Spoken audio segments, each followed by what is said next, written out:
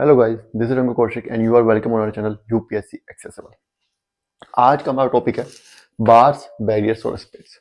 Chapter 7 चल रहा है, land forms and their evolution, class 11 geography NCERT. ठीक है, इसमें चल रहा है वेव्स एंड करंट्स जो डिपोजिशनल फीचर्स बनाते हैं। ठीक है, वेव्स और करंट्स जियोमॉर्फिक एजेंट्स हैं, वो जो डिपोजिशनल फीचर्स क्रिएट करते हैं उनके बारे में पढ़ रहे हैं। तो आज हम पढ़ रहे हैं बार्स, बैरियर्स और स्प्लिट्स के बारे में। देखो, बार्स, बैरियर्स और स्प्लिट्स जो होते हैं ये दरअसल नोमेनक्लेचर हैं, अलग अलग नाम है, एक ही चीज है। उनकी कंडीशन कहाँ पे मिल रही है, उनकी हाइट कितनी है, कैरेक्टरिस्टिक्स क्या है, उसके बेसिस पे अलग अलग नाम रखे हुए हैं। है एक ही चीज। ठीक है, क्या है वो मैं आपको बताता हूँ। स्टार्ट करते हैं हम ऑफशोर बार से कि ऑफशोर बार क्या होती है। ठीक है, क्या कह रहा है, a ridge of sand and shingles, sand और पत्थर, छोटे मोटे कंकड़ पत्थर जो होते हैं, form in the sea in offshore of zone. यहां पे ध्यान रखना, एक टर्म आ रही है offshore zone, offshore zone lying approximately parallel to the coast. क्या कह रहा है कि रिज होती है एक, सैंड और शिंगल से बनी होती है, ऑफशोर जोन में होती है और approximately parallel to the coast होती है। ऑफशोर जोन को बोल रहा है ये from the position of low tide water line to seaward. बताता हूं ऑफशोर जोन क्या होता है। बार का मतलब समझ गए। बार का मतलब होता है एक रेत का टीला, रेत की दीवार। ठीक है, कोई भी रेत की दीवार बनेगी उसको बार बोलते हैं। समझ आ गया। जब वो ऑफशोर पे बनती है अगर कोई बार, तो उसको हम ऑफशोर बार कहते हैं। होता क्या है, ये हमारा सी कोस्ट है, यहाँ पे हमारी वेव्स, यहाँ तक हमारा वेव जो आती है, ये हमारा लो टाइड है। जब लो टाइड आता है तो पानी यहाँ पीछे चला जाता है। ये आपको मैं एज्यूम करके चल रहा हूँ, आपको पता होगा। और जब हाई टाइड आएगा तो पानी यहाँ पे, यहाँ तक भी पहुंच जाता है। यही तो होता है ना।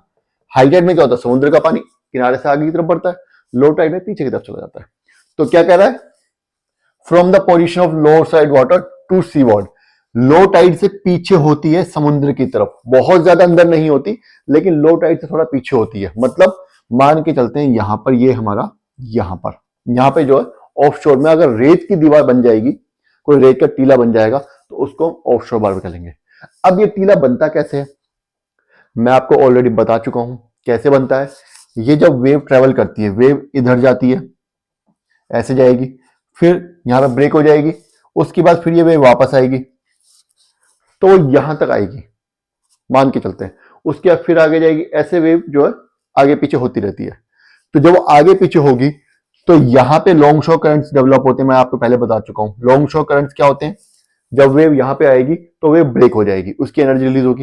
रिलीज होती है तो पानी जो है वो कोस्ट के पैरेलल ऊपर से नीचे की तरफ यहां बैठने लगता है। ऐसे थोड़ी देर आपने समुद्र किनारे देखा होगा, पानी जो है वेव जब से आती है, वेव ब्रेक होती है तो पानी थोड़ी देर वहीं रुक जाता है, नीचे ऐसे बहने लगता है ना। उसी को बोलते हैं हम ऑफशोर, लॉन्ग शोर करंट। ठीक है, उस टाइम पे वो वहां पे डिपोजिशन करता है, फिर वापस जाता है, फिर यहां एनर्जी रिलीज होती है। यहां पे भी यही होता है समुद्र के अंदर, यहां पे भी वो डिपोजिशन करता है, यहां पे बीचेस बनती है, यहां पे बार्स बनती है। बस इतना सा डिफरेंस है। इनको हम ऑफशोर बार कहते हैं। ये कहानी है, बस इतनी सी। सारा जो लिखा हुआ है, इसमें जो टर्म्स लिखी हुई हैं उनको देखते रहना। ध्यान रखो कि जो ridge of sand and shingles होती हैं, सैंड रेत, शिंगल छोटे मोटे कंकड़ पत्थर, formed in the sea in the offshore zone. Offshore zone मैंने समझा दिया कहां पे होता है, lying approximately parallel to the coast, और ये लगभग लगभग कोस्ट के पैरेलल होती है।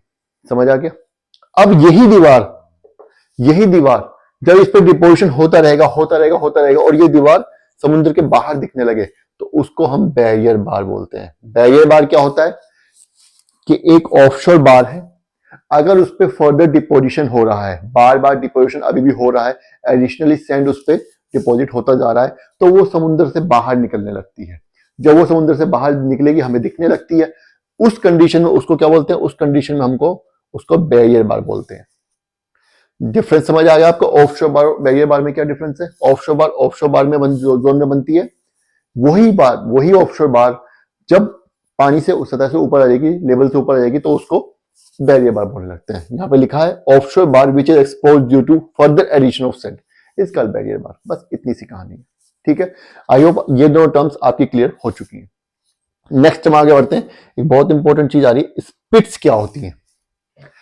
यही बैरियर बार, यही ऑफशोर बार अगर नदी के मुहाने पे बनेगी, अगर किसी बे के बाहर बनेगी, बे पता है तीन साइड से लैंड से घिरा हुआ सी कोस्ट है, इस तरीके का कोस्ट है, तीन साइड से लैंड से, यहां भी लैंड है, यहां भी लैंड है, यहां भी लैंड है। इसमें बे में नदियां आकर के गिरती हैं इधर उधर से, पानी लाती हैं अपना नदियां, ठीक है। अब मान लीजिए यहां पे बन रही है बार,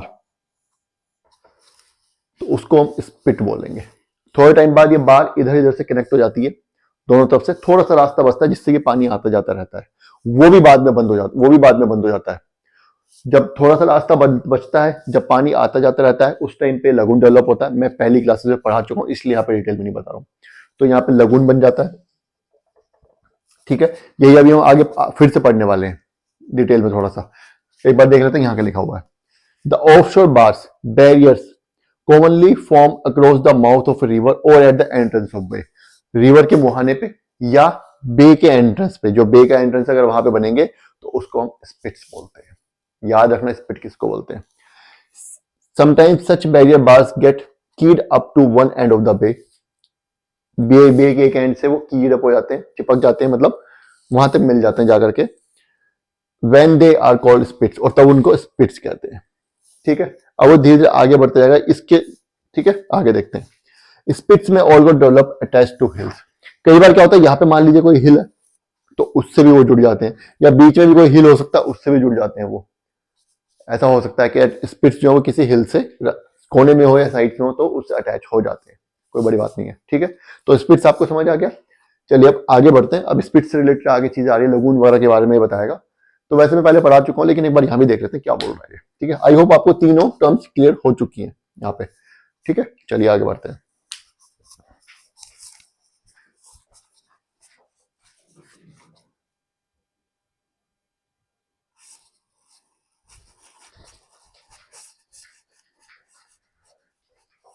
चलिए अब हम आ जाते हैं लगून फॉर्मेशन पे। देखिए बार के बारे में हम पढ़ लिया कि समुद्र के अंदर रेत के टीले बड़े बड़े बन जाते हैं, वो उनको बोलते हैं बैरियर्स बार्स, ठीक है। उनको बोलते हैं ऑफशोर बार। जब वो ऑफशोर बार इतने ऊंचे हो जाते हैं कि वो समुद्र से बाहर दिखने लगते हैं तो उनको बोलते हैं बैरियर बार्स। वही बैरियर बार अगर बे के बाहर बनते हैं, बे के एंट्रेंस पे बन जाए तो क्या होगा, और एक एंड से की अप हो जाए, एक एंड से जुड़ जाए, दूसरा एंड में भी जगह बची हुई है, मान लीजिए पानी आने जाने के लिए, पानी आ रहा है पानी जा रहा है, तो ये बन जाएगा यहाँ पे हमारा लगून। इसको हम बोलेंगे लगून। ये यहाँ पे पानी भरा हुआ है, आता जाता रहता है। क्या बोल रहा है, अब barriers bars spits at the mouth of the bay gradually extend leaving only small opening. यहाँ पे सिर्फ स्मॉल ओपनिंग बची है into the sea and the bay will eventually develop into a lagoon। क्या कह रहा है कि बैरियर बार या स्पिट्स जो हैं वो क्या होंगे, वो इतने डेवलप हो जाएंगे बे के माउथ पे कि पूरे में वो फैल जाएंगे, सिर्फ एक एंट्रेंस बचेगी पानी आने जाने के लिए छोटी सी, ठीक है। और क्या होगा, लगून का फॉर्मेशन हो जाएगा, एक लगून बन जाएगी। लगून की डेफिनेशन क्या होती है मैं एक वीडियो में बता चुका हूं, आप देख सकते हैं उसको, ठीक है। अब क्या कह रहा है, धीरे धीरे थोड़े टाइम बाद ये एंट्रेंस भी बंद हो जाएगी कि नहीं हो जाएगी, है ना। और डिपोजिशन तो हो ही रहा है, ये यहां पे डिपोजिशन हो रहा है, ये डिपोजिशन इधर की तरफ भी बढ़ेगा, इधर से नदियां भी सेडिमेंट्स ला रही हैं और विंड भी सैंड ले आएगी, तो क्या होगा, ये लगून धीरे धीरे भर जाएगी सेडिमेंटेशन से, और क्या बन जाएगा, पूरा का पूरा ये कोस्टल प्लेन डेवलप हो जाएगा। ये पूरी की पूरी लैंड ही, इधर लैंड थी, इधर लैंड थी, इधर लैंड थी, बीच में भी लैंड ही। पहले मार्श बनेगा, मार्शी एरिया बनेगा जहां पे थोड़ा दलदल टाइप का होता है, फिर धीरे धीरे और ज्यादा डिपोजिशन होता रहेगा, प्रॉपर लैंड ही बन जाएगी। क्या कह रहा है ये, the lagoons get filled up gradually by sediments coming from, कहां से आ रहे हैं, लैंड से आ रहे हैं, और from the beach itself, beach से भी आ सकते हैं कि aided by wind, and a broad and wide coastal plain में डेवलप रिप्लेसिंग लगून। और लगून की जगह क्या होगा, एक वाइड कोस्टल प्लेन बन जाएगा सेडिमेंटेशन की वजह से। समझ आ गया ये आपको। चलिए अब यहां पे क्या हो रहा है, ब्रैकेट में कुछ लिखा हुआ है, ब्रैकेट में ये बोल रहा है, do you know the coastal offshore bars offer last first buffer and defense against storm और tsunami by absorbing most of their destructive force. ये हुई ना बात। देखो ये हमारा सी कोस्ट है, ये हमारा सी कोस्ट है। क्या बोल रहा है ये, इधर देखो, ऑफशोर बार्स एज बफर्स। ये बोल रहा है जो ऑफशोर बार्स होती हैं एज बफर्स, ये हमारा सी है, इधर मान लेते हैं ये हमारा सी है, ठीक है। यहां पे ये बन गई हमारी बार डेवलप होगी, ऑफशोर बार डेवलप हो गई, ठीक है। अब सपोज करो इधर से जब सुनामी या स्टॉर्म आएगा तो वो पहले इस बार से टकराएगा, समझ रहे हो, और यहां टकराने के बाद इसकी ज्यादातर एनर्जी रिलीज हो जाती है। सुनामी की जो लहरें हैं या स्टॉर्म की लहरें की बहुत एनर्जी रिलीज हो जाती है, और उसके बाद फिर इंपैक्ट यहाँ पे कोस्टल रीजन पे बहुत काफी कम हो जाता है। फिर उसके आगे फिर मैंग्रोव्स होते हैं, मैंग्रोव झेल लेते हैं, कुछ बीचेस झेल लेती हैं थोड़ा सा इंपैक्ट, है ना। लेकिन ह्यूमन इंटरफेरेंस की वजह से क्या हो रहा है, हम लोग जाते हैं हर जगह अपना कारनामे कर रहे हैं, कहीं पे कुछ तोड़ दिया, कहीं पे कुछ फोड़ दिया, ग्लोबल वार्मिंग हो रही है, ठीक से डिपोजिशन नहीं हो रहा, इरोजन हो रहा है ना। तो क्या होगा, अगर मैंग्रोव्स नहीं हो, मैंग्रोव्स काट देते हैं, मैंग्रोव्स नहीं होते तो क्या होता है, मैंग्रोव्स नहीं होते तो ये वेव्स जो है, जो मैंग्रोव्स उनको रोक लेते हैं। यहाँ पे मान लीजिए यहाँ पे मैंग्रोव फॉरेस्ट है पूरे में, तो अगर सुनामी आ भी गई तो मैंग्रोव्स उनको बहुत हद तक रोक लेते हैं। अगर मैंग्रोव्स नहीं होंगे तो फिर ये वेव्स यहीं आ जाएंगी सीधा, इनको कोई रोक ही नहीं पाएगा। तो क्या होता है, ये जो नेचुरल ये जो है लिवीज का काम करती हैं, और हमारे जो सुनामी और जो स्टॉर्म आ रहे हैं उनकी एनर्जी काफी हद तक रोक देती है अपने पास। क्या कह रहा है ये, बफर अगेंस्ट स्टॉर्म्स और tsunami by absorbing most of the destructive force, उनकी ज्यादातर डिस्ट्रक्टिव फोर्स ये यही एब्जॉर्ब कर लेते हैं, बार्स और बैरियर से। Then come barriers, beach, dunes and mangroves. उसके बाद फिर क्या होता है, बैरियर्स आ जाते हैं, मैंग्रोव्स आ जाते हैं, ड्यून्स हो जाते हैं, काफी एनर्जी ड्यून्स रोक लेते हैं। ड्यून्स क्या होते हैं, यहाँ पे रेत के टीले, पानी इनसे टकराएगा पहले या आगे आएगा, पहले से इनसे टकराएगा, काफी पानी ही रुक जाएगा। So if you do anything which disturbs the sediment budget, अगर हम कुछ ऐसा करते हैं कि बजट, मान लीजिए हमारी वजह से हम यहाँ से रेत उठा लिया बीचेस से, तो फिर पानी कैसे रुकेगा। हमने ये ड्यून्स से तोड़ उठा लिए, हमें कंस्ट्रक्शन के लिए रेत चाहिए, ये ड्यून्स से लेके चले गए, मैंग्रोव्स तोड़ दिए हमने, बीचेस खराब कर दिए हमने, तो क्या होगा, सेडिमेंट बजट जो वो डिस्टर्ब हो जाएगा।